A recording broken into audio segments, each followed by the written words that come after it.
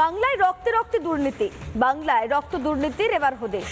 কখনো MBBS পড়ুয়াকে doctor বানিয়ে রক্তদান শিবির, কখনো বেআইনিভাবে বেশি মাত্রায় রক্ত সংগ্রহ, আবার ভিন রাজ্যে লোহিত কণিকা ও প্লাজমা পাচার হচ্ছে কোটি কোটি টাকায়। রক্ত নিয়ে অসাধু ব্যবসা আটকাতে এবার কড়া পদক্ষেপ সরকারের। এসছেন তো, তাহলে গেটের সামনে দাঁড়িয়েছেন কেন? এখন কেউ নেই। এত টাকা পাচারের অভিযোগ একটা ব্লাড ব্যাংকের বিরুদ্ধে।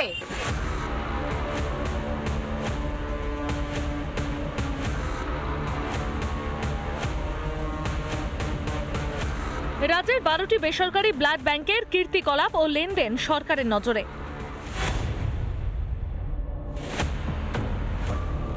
দায়িত্ব নিয়ে কলকাতা সহ জেলার বিভিন্ন ব্লাড ব্যাংকে তল্লাশি চালিয়েছিল স্বাস্থ্য দফতর। সেখানে তল্লাশি চালানোর পর একের পর এক চাঞ্চল্যকর তথ্য সামনে আসছে। শুধু রক্ত নিয়ে দুর্নীতি নয়, সরকারের নজর গিয়েছে বিভিন্ন ব্লাড ব্যাংকের আর্থিক লেনদেনেও।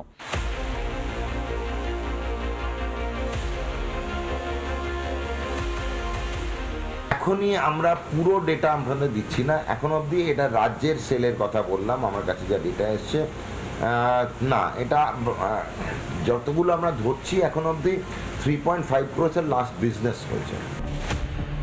সরকার কঠোর পদক্ষেপ করার পরই রাতারাতি তালা পড়ে গিয়েছে বেলেঘাটা, যাদবপুর পার্ক, এন্টালির ব্লাড ব্যাংকে। এর মধ্যে বেলেঘাটায় রিপাবলিকের প্রতিনিধি পৌঁছতেই পালাবার চেষ্টা কর্মীদের, বন্ধ করে দিলেন দরজা। আপনারা কি? আপনি দাঁড়িয়ে আছেন গেটের সামনে, আপনি কে? হ্যাঁ, এসছেন তো, তাহলে গেটের সামনে দাঁড়িয়েছেন কেন? এখন কেউ নেই। এত টাকা পাচারের অভিযোগ একটা ব্লাড ব্যাংকের বিরুদ্ধে। আপনি এখন কেউ নাই মানে কথাটা কি? দাদা একটু কথা বলতাম। আপনাদের ব্লাড ব্যাংকের বিরুদ্ধে অভিযোগ উঠছে, আপনি কে দাদা?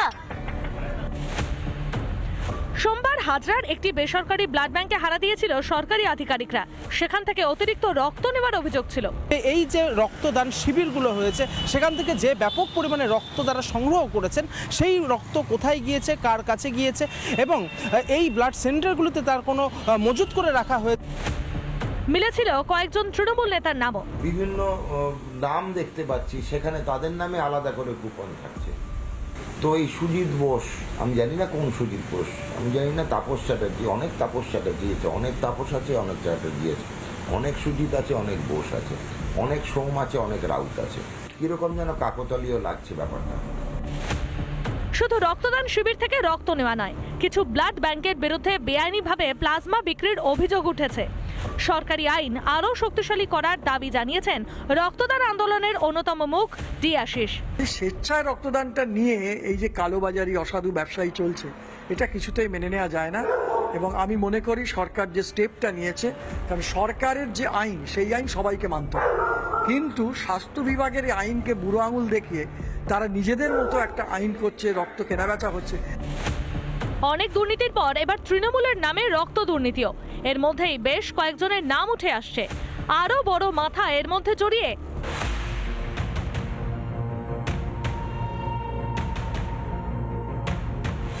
রিপাবলিক বাংলা। নানা ধরনের কন্টেন্ট দেখার জন্য লাইক করুন, শেয়ার করুন আমাদের ফেসবুক পেজ, সাবস্ক্রাইব করুন আমাদের ইউটিউব চ্যানেল। পাশাপাশি অন্যান্য ব্রেকিং নিউজের জন্য অবশ্যই চোখ রাখুন রিপাবলিক বাংলায়।